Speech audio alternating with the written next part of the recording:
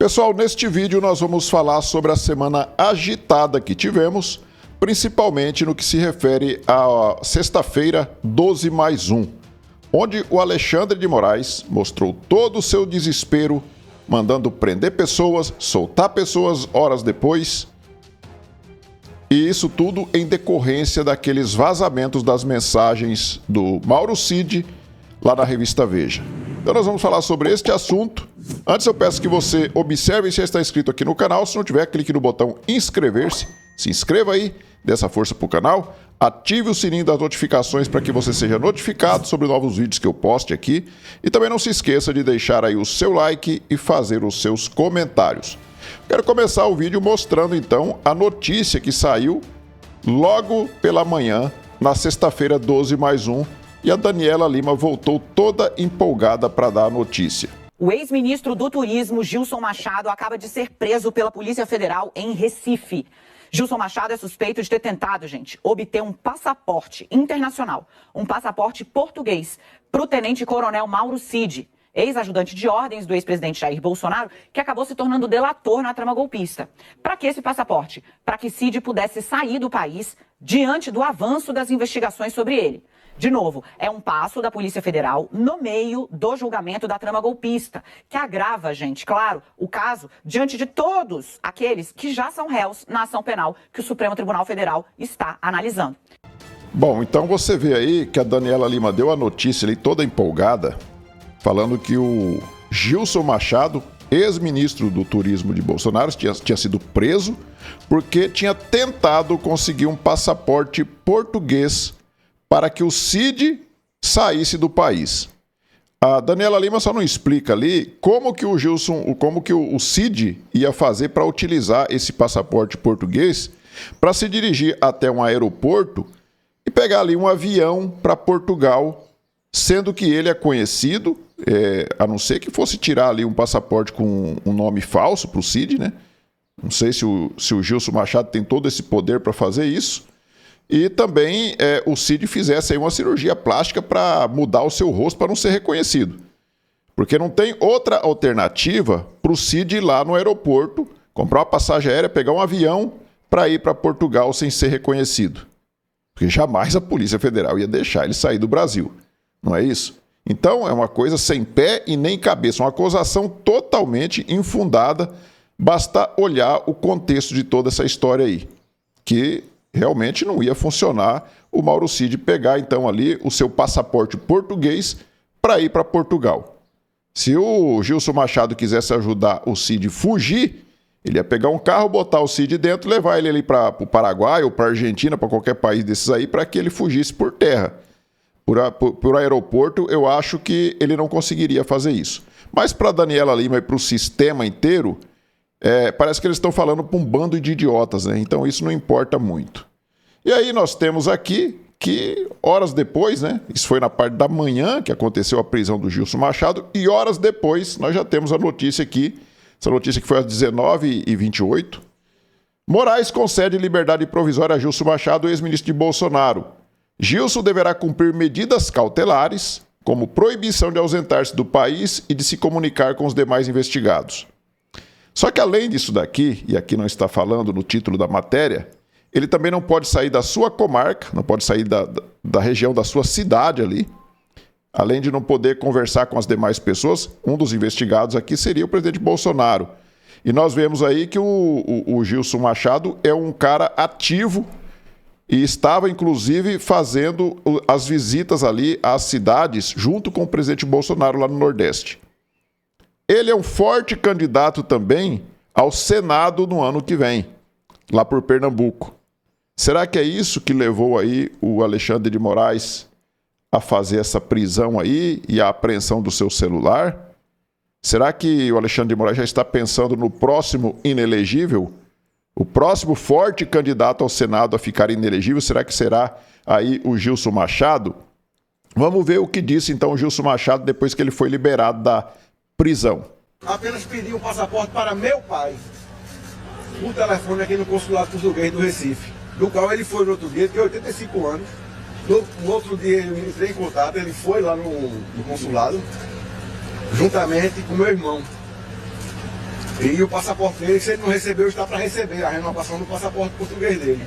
Não estive presente em nenhum consulado, nenhuma embaixada, nem de Portugal, nem de qualquer outro lugar, nem no Brasil, nem fora do Brasil.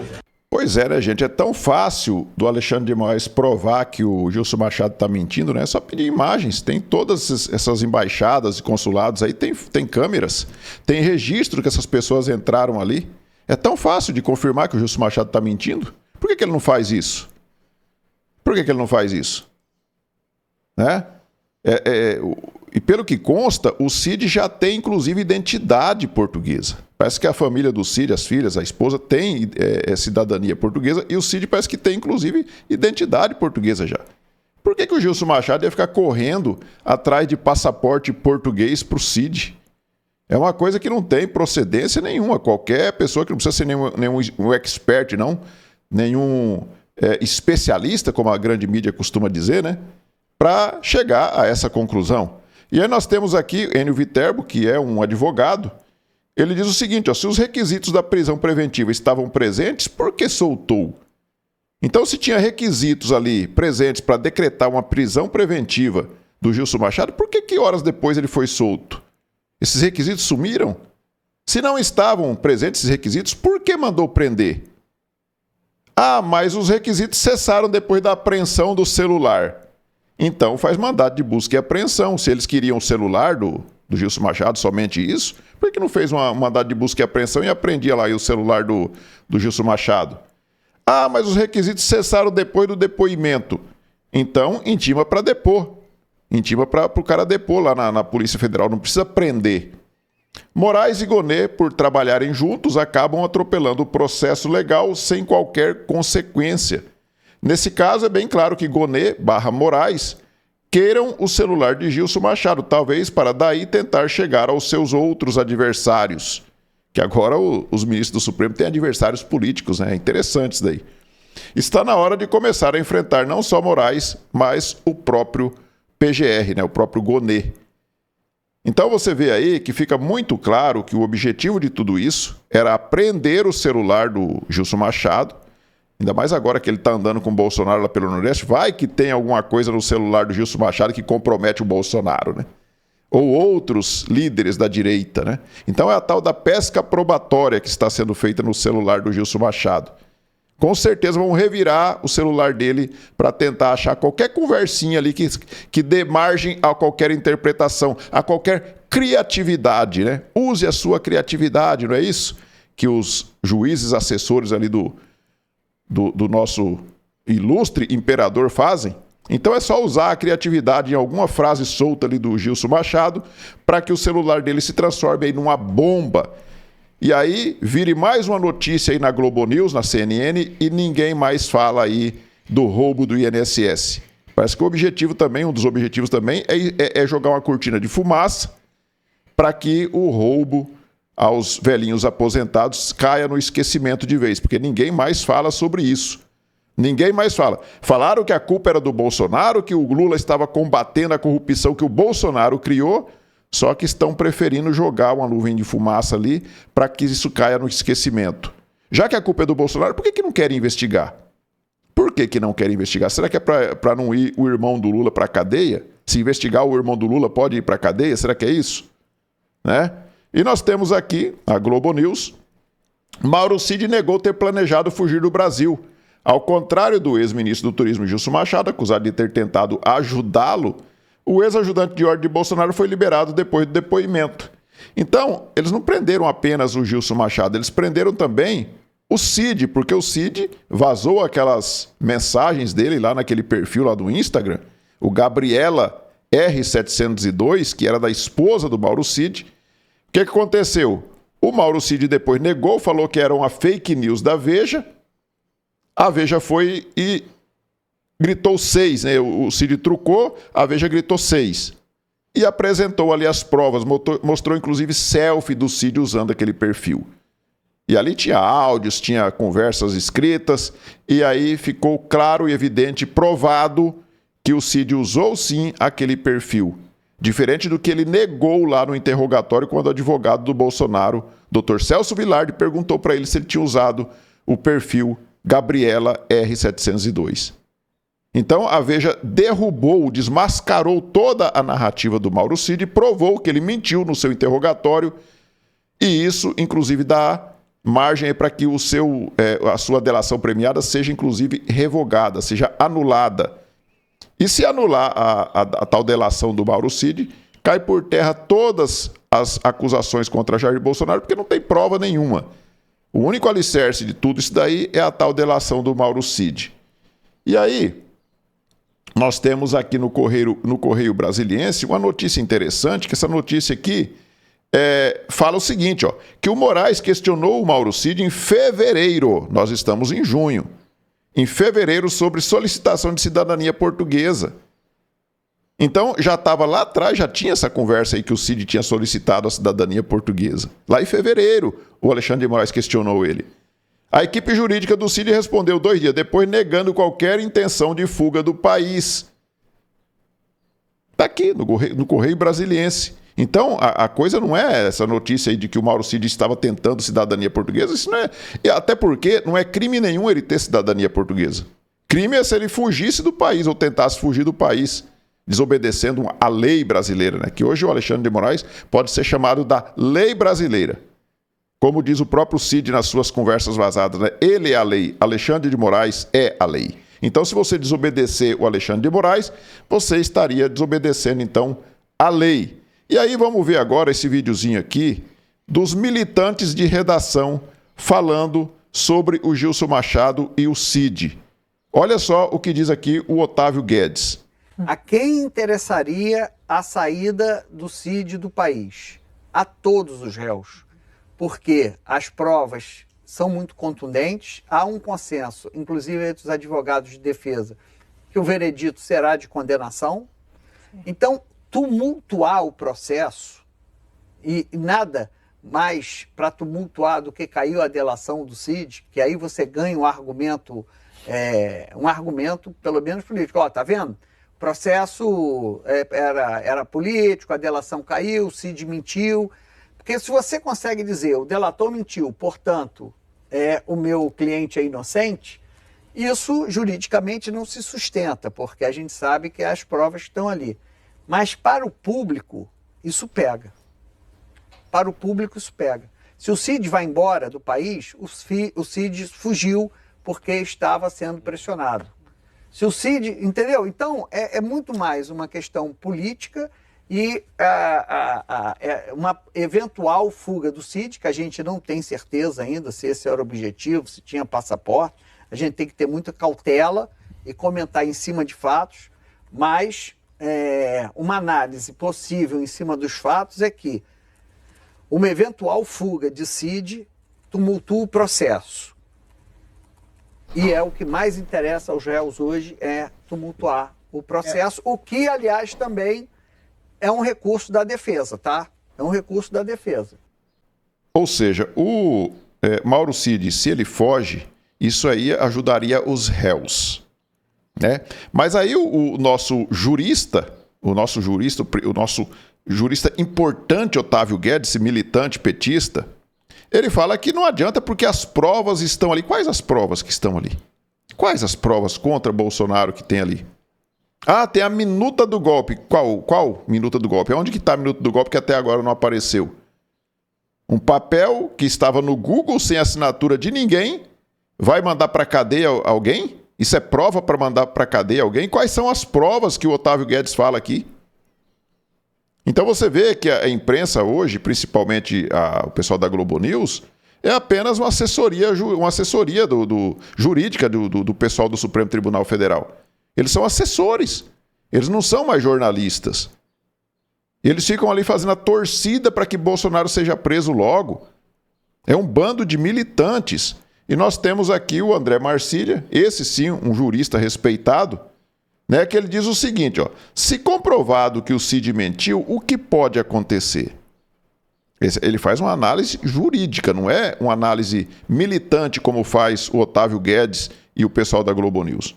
Primeiro, o acordo tem que ser rescindido e o colaborador retornar à prisão perdendo seus benefícios. Se ele fez um acordo e ali ele disse que ele não mentiria, está comprovado que ele mentiu, os seus benefícios então serão perdidos. Ele perderia os seus benefícios e voltaria para a prisão. Então, esse é o número 1. Número 2, tudo o que o Cid disse ou trouxe ao processo é automaticamente anulado? Não. O que não estiver apenas vinculado ao delator fica mantido. Aí vem o 3. O ponto é o que de mais relevante disse Cid até agora, só ele disse. Por exemplo, que Felipe Martins estava na reunião. Só ele que disse isso. Que a reunião era sobre minuta com intenção de quebra democrática. Esses itens não poderiam ser considerados mais. E o 4, não à toa a preocupação do STF em ouvir Cid e, ao que parece, em buscar novos delatores promovendo novas prisões. Você vê aí que tudo bem que foi numa sexta-feira à tarde, não dá para saber ainda as consequências que isso pode estar gerando, mas a princípio o Alexandre de Moraes não anulou ainda a delação do Mauro Cid. Pelo menos até agora não anulou a delação do Mauro Cid. E isso aqui é um caso claro de anulação da delação do Mauro Cid. E por que o Alexandre de Moraes está forçando para não anular essa delação? É porque senão ele jogaria tudo por terra. E aí, como que ele iria condenar essas pessoas? Como que ele ia condenar Braga Neto, Bolsonaro, General Heleno? Como que ele ia condenar? Sem prova nenhuma. E lembrando que, pela lei, a delação em si, ela não é prova. Ela é prova quando ela vem acompanhada de outras provas materiais. Então, se a pessoa faz uma delação, assim foi na Lava Jato, fazia uma delação, mas mostrava as provas depois. Está aqui as provas do que eu falei. Tinha dinheiro depositado em contas, tinha milhões e milhões, bilhões foram devolvidos naquela época. Então você tinha provas, você tinha documentos ali de reforma do triplex, do sítio do Guarujá. Aliás, o triplex do Guarujá e do sítio de Atibaia, né? Que era do amigo do Lula. Não era do Lula, mas era do amigo dele. Então tinha provas fartas, provas sobradas, como eles diziam. E aí nós temos que lembrar que o Alexandre de Moraes é aquele juiz que ficou perguntando sobre o que falavam sobre mim, o que falavam sobre o meu santo nome.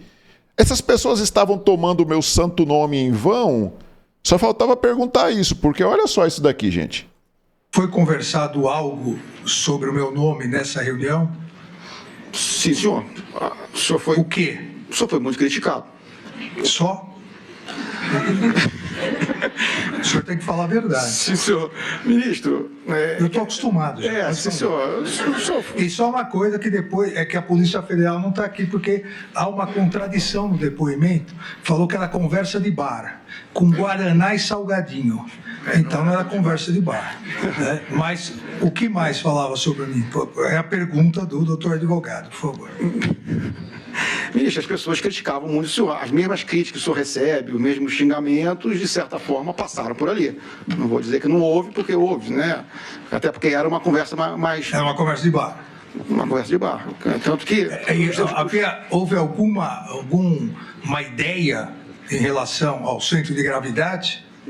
Não, assim, ministro, nada não, temos que acabar com ele, isso nunca existiu, vamos planejar alguma coisa, isso nunca existiu. Tinha, assim, xingamentos, esse cara desgraçado, coisas que o senhor já ouviu bastante aí, né? Inclusive fotos, figurinha, aquelas memes, essas coisas. O centro de gravidade, né? Alexandre de Moraes era o centro de gravidade e ele se sente como sendo muito mais do que isso, né? Ele se sente um Deus. O que falavam sobre o meu santo nome? Tomavam o meu santo nome em vão? O que falavam? Queriam destruir o centro de gravidade? Era uma conversa de bar? Gente, isso daqui prova que o Alexandre de Moraes está se colocando como vítima e, ao mesmo tempo, sendo o juiz do caso. Eu, que sou sou bacharel em Direito, fiz uma faculdade de Direito, eu fico assim pensando, o que mais que falta nesse país? O que mais que falta acontecer nisso? Acho que até para uma pessoa leiga que nunca passou perto de uma universidade, de uma faculdade de Direito, ele vai entender o que está acontecendo. Porque um juiz ele não pode ser vítima.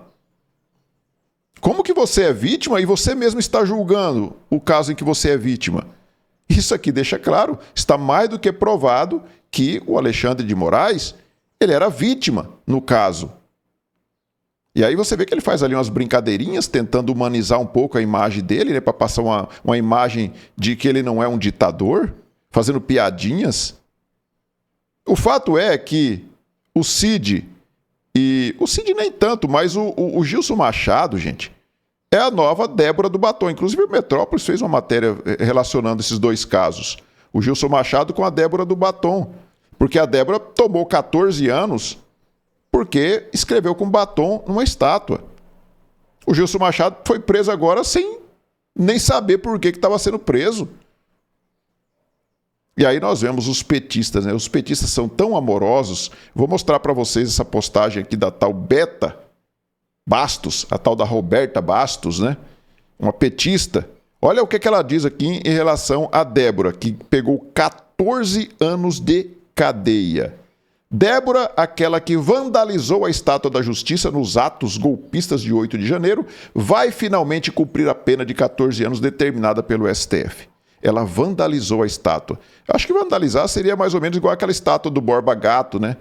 Que o galo de briga do Lula queimou. Ali é vandalizar uma estátua. Agora você pegar um batom e escrever uma frase, escrever 2 letrinhas, 2 palavrinhas, perder o mané numa estátua, não é vandalizar uma estátua, sinceramente. Isso aqui fica muito longe de ser um golpe de Estado, né? A condenação virou definitiva. O Supremo negou seu último recurso e agora ela volta à prisão sem direito a domiciliar, mesmo tendo 2 filhos menores. Ou seja, ela reconhece que ela tem 2 filhos menores e mesmo assim está comemorando a desgraça da vida dessa mulher. A mãe bolsonarista que gritava por liberdade, entre aspas, agora chora por prisão. Ironicamente, a mesma justiça que ela pichou com perdeu mané foi quem lhe garantiu audiência, defesa e até prisão domiciliar por um tempo, né? Como que a justiça foi boazinha com a Débora, né? Garantiu para ela que ela tivesse uma audiência, que ela tivesse defesa, direito a ter um advogado e teve até uma prisão domiciliar por alguns dias. Olha que justiça amorosa, não é isso? Que justiça bondosa essa do Alexandre de Moraes. Mas justiça não é impunidade e filhos menores não são salvo-conduto para golpista. Então, sem anistia para Débora. 14 anos ainda é pouco para ela. 14 anos ainda é pouco. Aí nós vemos aqui essa notícia do Globo, né? Gilmar Mendes derruba fiança. Derruba fiança, nem fiança vai pagar. E manda devolver o passaporte da Adriana Anselmo, que é a ex-mulher do Sérgio Cabral. Condenado Sérgio Cabral a mais de 400 anos de cadeia por corrupção. A mulher dele tinha sido presa, condenada e presa por corrupção. Tinha filhos maiores do que os filhos da Débora. Parece que os filhos da Adriana eram 10, 12 anos de idade. Eram maiores do que o da Débora. E o crime que ela cometeu, gravíssimo, derrubou a fiança e mandou devolver o passaporte. Ela pode, inclusive, sair do país. Aí você acha que isso aqui é justo. Você acha justo isso daqui? Uma mulher condenada por corrupção, ter todo esse tratamento pelo Gilmar Mendes, e uma outra que escreveu com um batom numa estátua, fica presa 14 anos. Sendo que nós temos um país aqui que é conhecido como o país da corrupção, e você não tem nenhum corrupto na cadeia.